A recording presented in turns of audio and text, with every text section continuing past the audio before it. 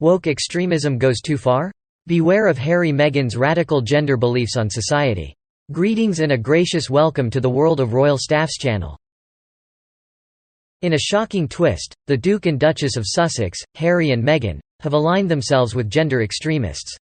It was only a matter of time before the couple's proclivity for woke movements led them down this path. But what is truly alarming is their support of an organization that attacks the very concept of boyhood, calling it fluid and socially constructed. As the couple's true agenda unfolds, it's becoming increasingly clear that their goal is to destroy the British royal family and launch a hard-left Californian revolution on Western society. One of the key objectives in this agenda is the eradication of so-called toxic masculinity.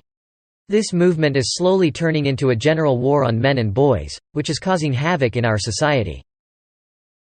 To advance their cause, the couple's Archewell Foundation claims to be investing in gender equity through the so-called Global Boyhood Initiative. They aim to promote gender equity by encouraging positive masculinity in boys and men. Sounds harmless enough, right? Wrong. Digging deeper into this activist organization reveals how radical their aims really are. Somewhat worryingly, the organization is already working in UK schools via a curriculum pilot. They are asking primary school kids to question gender norms that are not tied to sex organs. While it's no surprise that Harry has been emasculated, most likely out of choice, throughout his relationship with Ms. Markle, this doesn't mean that hapless schoolboys should follow suit. The organization's aims are truly radical and can only lead to chaos in our society. It's high time that Harry and Meghan re-evaluate their alliances and stop supporting such extreme movements. They should focus on promoting unity and harmony rather than division and chaos. According to a report called The State of UK Boys, published last year, this activist organisation is already working in UK schools via a curriculum pilot. And what do they ask of primary school kids? They ask them to question what they describe as gender norms which are not tied to sex organs. Now, while it is becoming clear that Harry has been emasculated, most likely out of choice, throughout the course of his relationship with Ms. Markle, that doesn't mean hapless schoolboys should do the same. But that's just the start of this nonsense. The Global Boyhood Initiative goes to war with families and schools for acting as gender and heterosexuality factories. It specifically takes aim at white, middle-class, heterosexual masculinity as a so-called structuring norm. And parents are even attacked for gendering their unborn children based on the identification of external genitalia in scans, including through elaborate gender reveal parties and a stream of purchases along gender lines. So according to Harry and Meghan's new pals, simply expressing your happiness on social media that you're expecting a little boy or a girl, makes you part of the problem.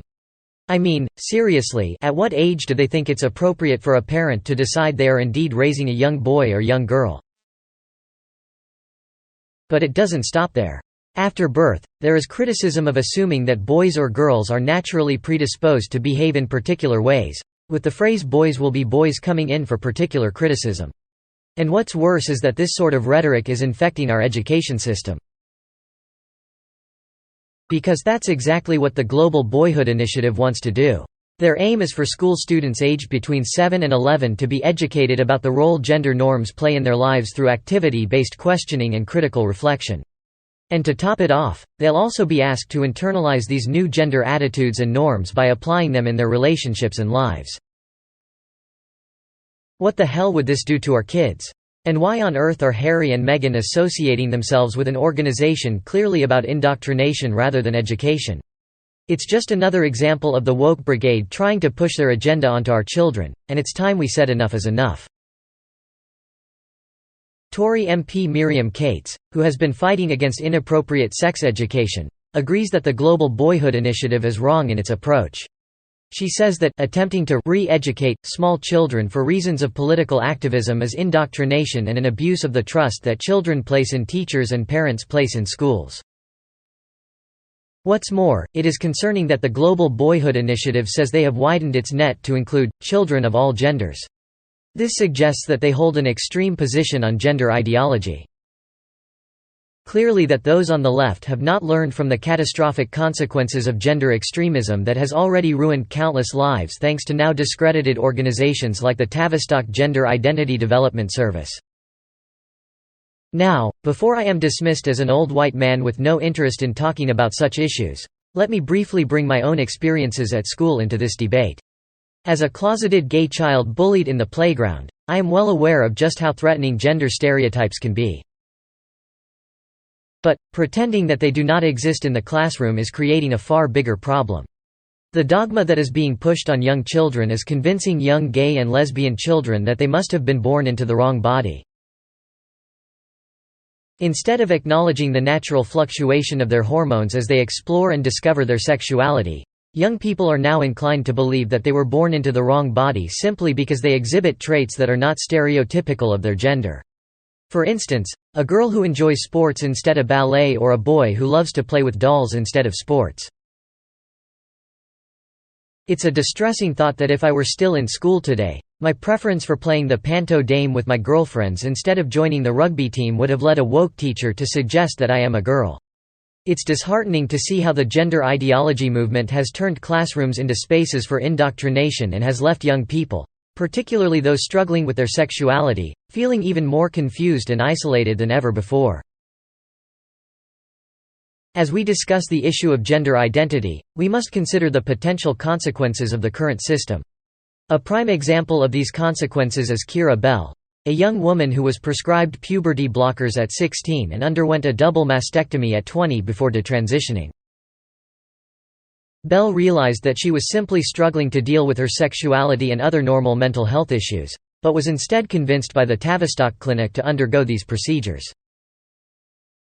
While it is important to support individual children struggling with their identity, suggesting that parents should not celebrate or acknowledge their child's gender is unnecessary and counterproductive. Harry and Meghan, for example, did not follow this ideology with the birth of their children, despite promoting it through the Archewell-backed Global Boyhood Initiative. In fact, during their interview with Oprah Winfrey in March 2021, Harry proudly announced that they were expecting a baby girl. This announcement was a major faux pas according to the Global Boyhood Initiative, which believes that linking a child's gender to their sex organs is wrong. Furthermore, when they announced the birth of their son Archie on their now shuttered Sussex Royal Instagram account, they explicitly stated, "It's a boy," through a blue graphic. This graphic was disgustingly stereotypical, as it assumed Archie's gender simply based on his sex organs. It seems that Harry and Meghan know that this ideology is not something they follow with their own children. Yet, they continue to promote it to keep up with their uber-woke Californian contemporaries. Their actions are irresponsible and disrespectful, especially considering the potential consequences of this ideology on young people like Keira Bell. Thanks for watching this video. If you enjoyed it, don't forget to give it a thumbs up and hit that subscribe button to stay up to date with all my latest content. Thanks again for watching, and I'll see you in the next one.